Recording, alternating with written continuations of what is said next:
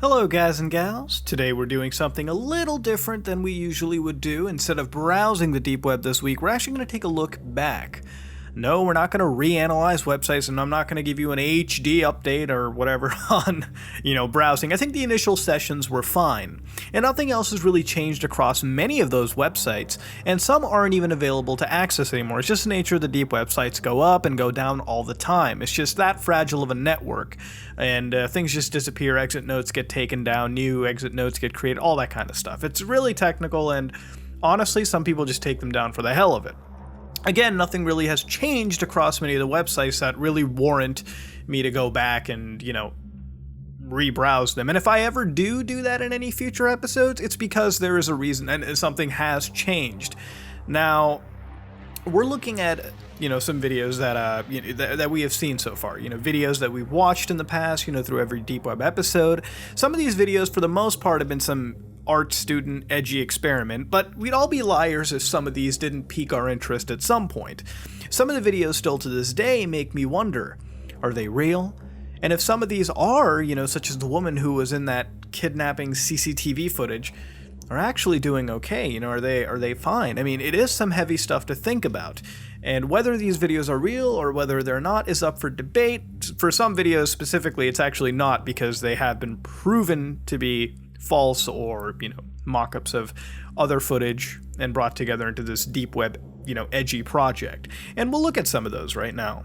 For example, the first video we looked at was, as far as I can describe, an amalgamation of stop-motion footage coupled with some sexy furnace shots. And at the time I had no idea what the meaning for it was. And as far as any hidden meaning today, I still have no idea. Like I said, some of these are just some interesting art experiments or whatever. They're not some of these just don't really have a cohesive message, I guess, or I'm just not picking up on it.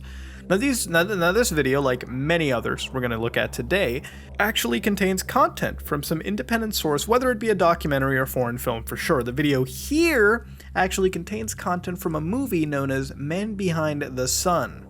This movie was released in Hong Kong in 1988 and in the US a year later. This was a historical horror war film where it focuses on atrocities committed by the Imperial Japanese forces during the Second World War. Now, this movie was so highly graphic to the point it was actually rated 3, or III, which, if you compare to the US rating scale, would actually be NC-17, which is adults only. The scene that involves the man burning body parts is what was actually from the movie. The stop-motion segment, though, was actually just a regular video available on YouTube by a user known as Adam Rosenberg. Now, that's actually the name, not the exact username. The video in question, though, is called Manny. And for many people in the stop-motion community on YouTube, it's actually a pretty common video and well respected. Now, there's supposed to be a message behind this video. What it is, I don't know. I mean, you know what they say, meth is a hell of a drug. Now, that video pales in comparison to what I consider to be the best deep web video in my opinion.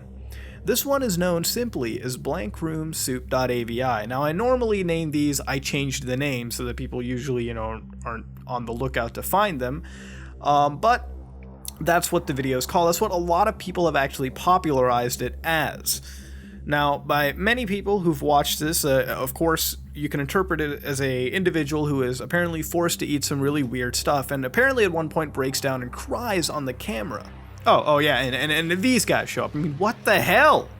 Now, initially when I saw this, I was in fact spooked. Once again, I don't watch these videos before or do any kind of research. I just find repositories and directories and links from IRC chat rooms that lead me to these, and I download them and play them, so I'm not really able to do research or get the facts on whether something is fake or not in the initial moment. So yeah, initially I expected that this was some kidnapped dude forced to eat something really disgusting for some kind of weird snuff market ring. And for the longest time I thought so. The video shot in such a weird VHS dingy style on some crappy camcorder in what looks to be some derelict makeshift studio in some warehouse in godforsaken bumblefuck nowhere. I mean, take a look at it with a really analytical light. Now, when we look a little further into this video, we can in fact find out that these guys are actually entertainers. I know, you might be wondering, what the hell? Well, apparently, they go by the name of Ray TV, actually a channel on Dailymotion. Literally, it's two people making some weird content, man. I mean, look at some of these videos. They celebrate a very green screen heavy Christmas, spend some time scaring the shit out of people at Venice Beach, even go to Hawaii, and hell, look at this woman in Chinatown. Pepper spray won't work, lady, they got masks. Maybe if you shot through the eyes, I don't know. Yes, these people are actually avant-garde entertainers who make some of the weirdest content ever, might I add. There isn't really a theme of what they do or what they actually are, and I don't know whether to be scared or to be laughing. In fact, the blankroomsoup.avi, they even actually have another video which is a mirror of that exact same video where they specifically state, oh, some people are dressing up as us, which I guess they're trying to pass it off as the account got hacked and something weird is really happening, but I don't know. You can never tell with these guys. Their videos are just so weird. And their brand of comedy, or I don't know, is it comedy? I don't know, I'm very confused, is weird. It really is. They haven't really made any content as of late, or maybe, this account is so inactive that they've started off somewhere new. I have no idea, but if you really kind of enjoy their brand of comedy, whatever it may be, or you want to see what else they're up to, or if they're feeding soup to more people, I don't know. Hit up their Daily Motion at Ray TV. The next video of great significance to me now was actually the creepy Hamburger lady video. Nothing too intensive other than a slideshow really of highly black and white stylized imagery centered in a hospital. Now what's more important here is a song in the background known simply as The Hamburger Lady by Throbbing Gristle. Its focus is on a woman whose face was horribly disfigured by fire damage and is heralded by some as the scariest song ever. A claim that I can't really back at all. I mean, sure, it's a weird song, just look at these lyrics, but it's not scary as all hell, rather as a synopsis to what happened to the poor woman in question. I mean, I've heard weird songs, so this isn't really scary to me personally. I think what makes it scary, though, is that it literally just sounds like gibberish, and it has this tone that's in the background with some weird low rumbles, which I'll be honest is kind of a trigger to me to an extent. I mean, I hate low rumbles. It's cheap, okay? I don't like low rumbling. A lot of people try to analyze a song saying it's a reference to our society as a whole or something really, really dark, something related to sexual abuse. I don't know, okay? Maybe some people are looking a little too deep into the alleged message, or again, it just is flying over my head. But I will say its theme is somewhat overarching in tone, just looking at it or just analyzing some of the lyrics at face value. Overall, it is a significant video to me, but it's nothing too intense like the others that we've seen, but it's still worth a little mention to look at. Again, a lot of these videos, you look at them initially, you're always wondering where are they originating from, are they really deep web stuff, but you find out that they're actually just edgy projects posted up there to garner some kind of attention, which, yeah, it works, and it's entertaining, but sometimes you really gotta go full Mythbusters on it. Now, the next video which we nodded to in the beginning was the woman who appeared to be kidnapped. Was this true? This is where I unfortunately cannot for the life of me find any information on this woman. I've watched the video for quite a fair bit, and I've looked at the way it's shot. Now, one thing I have to say is that it is somewhat heavily edited, and what I mean by that is that it seems that it has a fair amount of color correction added onto it. And I'm going to get a little technical here, but this is the editor inside me speaking out. It seems like someone really put a rough blue tint on it. Nothing, fine-tuned, but just a rough blue tint. Now, even a CCTV camera, if using color, has some elements of balancing to it, automatic balancing, and for the most part it works. Here, you kind of don't. I mean, you do, but it just seems like this tone has arbitrarily been added in some kind of post-production software. I also noticed some sort of scanline effect, very minute scanline effect put into this at some points, and one thing that is weird is how that time code is burned in. Now, for those of you who don't know what time code is, it's actually that little counter at the bottom left. Editors use it to basically time, video by frame, and it basically allows, in the editing field, to actually track down where certain parts of the video are. So for example, when you send off footage to an audio editor, you can tell them add exactly 30 seconds into the video, or 30 seconds on the time code is this part that you should edit in, or here's a suggestion. Producers use it, directors use it, everyone uses it. When you're not dealing with film and television, a lot of people use it to actually catalog parts and say interviews, right? When you're doing an interview, you'll have somebody that sits there and actually catalogs 173303, which then later on the editor or the director or somebody else can actually look at that and say, well, here's where this question was asked, and I'll just quickly go to it, saves a lot of time. for some people in the security industry, they'll actually look at it and they'll catalog things once again for, strange events, so they can easily go to something and see what's going on.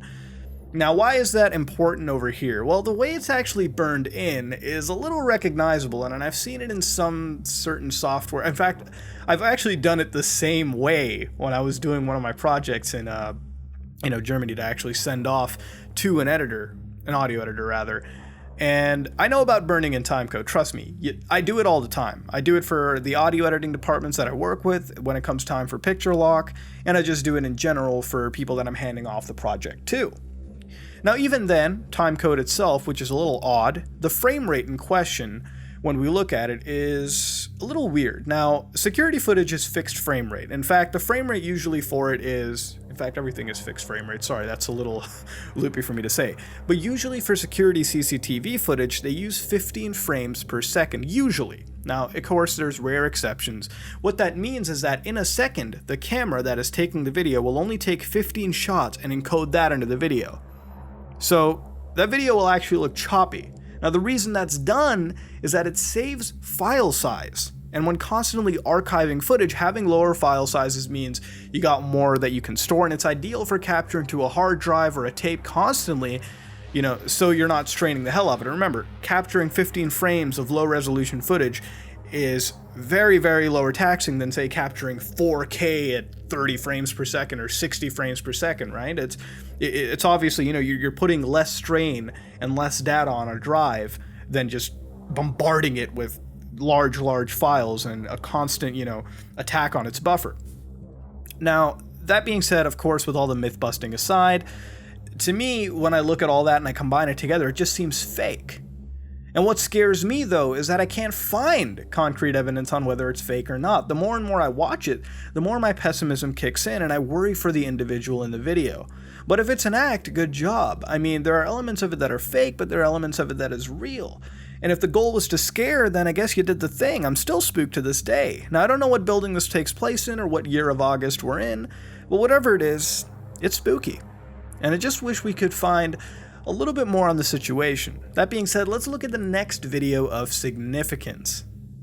This one, the stop motion commercial, was one that genuinely creeped me out. It showcased stuffed animal dismemberment and blood everywhere.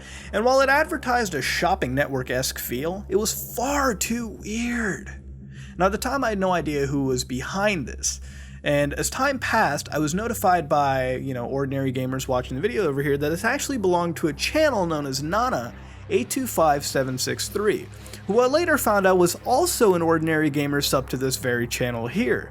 Nana, for those who don't know who this person is they are a channel that was originally behind the username 666video, which, as many of you know, is a very, very infamous creepypasta, and highly regarded in the creepypasta community. And in all honesty, it's a really big honor that Nana is part of our community. Now, Nana is actually quite active in producing more and more spooky videos. All of them are weirder and weirder as, again, time goes on. Hell, just look at this video called Cooking Idol. It's weird content, but it's content that takes a hell of a lot of creativity and effort to produce, trust me. I know, as someone who works in this business, that's a hell of a lot of work that they're putting into this, so congrats, Nana. It seems the deep web has mirrors of your videos, and for those who had nightmares after watching this video, or any of these videos, then hey, I think the desired effect was achieved. No, you're not cursed, it's simply entertainment. Imagine a crossover with Ray Ray TV, that would be something. Poco Poco Ramen Bowl. Now, the next video we're going to take a look at over here is a satanic ritual video, which I remember sitting for a while, censoring and mask pathing it because of some graphic content in it. Now, in that regard, in retrospect, I shouldn't have done it, because this apparently is footage from a documentary, or, mockumentary. None of it was actually real, and it's actually a movie known as The Black Door, or La Puerta Negra, released in 1988, and it's actually a movie I'd actually recommend watching. At first glance, it may appear to be your average Spanish art house movie, but it's shot in a really, really interesting documentary fashion, and it's done well too. It's more in line of a found footage, documentary-esque manner, and I gotta say, from how it is shot, it really does hold up, and whatever had occurred in this video was actually just a rather nice flick. No one was sacrificed, and although the depictions are a little brutalized, it allegedly isn't even as bad as, say, Men Behind the Sun. It was a reenactment of a satanic ritual, I don't know if it was based in reality or not. And in all honesty, if you just look at the way it's shot too, and I said this in the in the video itself when we were actually analyzing it for the first time, it's more of a movie, than something that's real. It's just shot in a really professional style. Even going for a documentary style, a rough documentary style that it was achieving for it, it is evident in some ways through several techniques in the way it's shot, the way it's edited, that it is a movie. And I think if you're really scrutinizing it, you can tell it. But it is a movie, and no one unfortunately was, killed. No one's throat got slit. Check it out, though. It's a good movie. They even got a trailer on YouTube right here. Now, the final video we're going to look at is this Plague Doctor threat video. Now, this one is interesting, and it even gained news notoriety, and rightfully so. The answer is still unknown, and in some cases, two camps exist. Some that think it's a joke, and some that think it's a biological terrorist attack. Now, when we first watched this, we looked at numerous still images hidden in certain frames of the video, as well as several messages inserted, and at one point, even what looks like some overly complicated chemical mix. Hell, even some of the still images were kind of laughable, somewhat a little cringy too. I mean, look at this mixtape drop. Look at that hottest mixtape bomb ever. But then we actually went into the audio data for the video and came across snuff pornography mixed with obscure death scenes and torture footage from some independent horror movies, very obscure foreign horror movies, coming across cryptic phrases as well. I mean, it's really weird, and whoever was behind this actually did put some effort into this, and advanced trickery was used. Again, it's you can replicate it. It's not like, this was some really, really, really intensive work pulled by the group, again, but it does show a degree of professionalism in what they're doing. Now, that being said, the content, while it may appear scary initially, did capture attention of law enforcement and information was retrieved. In fact, I believe the FBI actually found out that this was shot in Poland in some abandoned medical/mental ward. Now, it appears to be a biological terrorist attack that could occur in 1 year, but it seems at the same time, if you look at other videos from the group, allegedly from the group, they just have some edgy photo slideshows with Donald Trump and Mark Zuckerberg with literally deep web edits up the ass. So at the end of the day, my credibility from them went from, a simple to cringe. I don't think it's going to happen. So don't let it scare you. Come on, don't even worry. In fact, if you really look at it analytically, it's shot in this really kind of professional, and I said it in the video too when I was initially analyzing it originally, it's just shot in this really student-esque style. I mean, I've done student productions. We all started somewhere, and as a person who made student productions, it seems like it's shot in a very student-esque manner. I'm not going to try to sound all, elitist, but I've done student productions. I've edited student productions. I've seen student productions. It kind of seems like something a beginning filmmaker class would really teach you how to do. Not, teach you how to make a death threat video or a threat of biological warfare, but rather, what you're seeing over here. So in the end of the day, these are some of the deep web videos we have watched, and some of them may have been a little too laughable at times. Some of them have not been mentioned because they are in fact laughable, while some of these just don't have an explanation. Now, while I'm glad that some videos such as blankroomsoup.avi, the whole crying dude eating the ramen or whatever, turned out to be fake and some obscure performance, while coming across some videos that unfortunately don't have an explanation, such as that, woman, behind the kidnapped woman, it seems, locked up somewhere. The deep web is an interesting place with tons and tons of interesting things to find, interesting videos, interesting websites, and hopefully as we progress more and more through this series, we'll find more and more, stuff, and we'll do more and more stuff here on Some Ordinary Gamers and whatnot. I think as an evolution from just creepypastas to actually going on the weird side of the internet, I actually do enjoy this series quite a lot. It allows me to take creepypastas a step further, and what I mean by that is, for the first time, where it's creepypastas, we know that it's all fake, for the most part, of course. There's some creepypastas that still try to bathe themselves in reality, some that could have been real, some of them that, I don't know, some that do appear to be real. This is 100% real, you know what I mean? These are actual sites that anybody that uses Tor can get to, and these videos are freely available. Now, of course, are they questionable, in terms of their legitimacy? Yeah, but the deep web is a real place. Is it scary? Yeah, it is, but you know what? I wouldn't say be scared of it. In fact, it's just another part of the internet that is yet to be discovered, and I'm glad it's gained the popularity that it has. Nowadays, we'll actually be able to see what the 90% of our internet actually contains rather than be in this, indexed part of the web. So that being said, this has been our look back at the deep web videos. I know some people may have wanted browsing, but I really wanted to make a video focusing on what we actually have seen to catch up so that people can see what we've actually been, doing. And yeah, hopefully some people who haven't been watching the Deep Web series may, turn to watch the series just after looking at what's been going on over here. But that being said, this is me, Mutahar, and if you like what you saw, please like, comment, and subscribe. Dislike it if you dislike it. This is me, Mutahar, and I'm out.